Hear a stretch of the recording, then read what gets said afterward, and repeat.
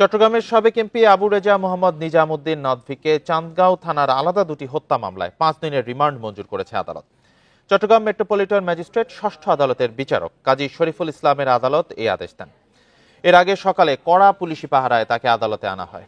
রাষ্ট্রপক্ষের আইনজীবী জানান, গত সপ্তাহে বিস্ফোরণ দ্রব্য নিয়ন্ত্রণ আইনে সাতকানিয়া ও লোহাগাড়া থানার 2 মামলায় সাবেক এমপির 4 দিনের রিমান্ড মঞ্জুর করেছিল আদালত।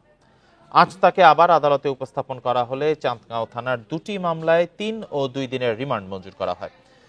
গত 15 ডিসেম্বর রাতে সাতকানিয়া লোহাগাড়ার সাবেক এই সংসদ সদস্যকে রাজধানীর উত্তরা থেকে আটক করে গোয়েন্দা পুলিশ। পরে রাজধানীর লালবাগ থানায় দায়ের করা ঢাকা আইডিয়াল কলেজের শিক্ষার্থী খালিদ হাসান সাইফুল্লাহ হত্যা মামলায় গ্রেপ্তার দেখায় পুলিশ।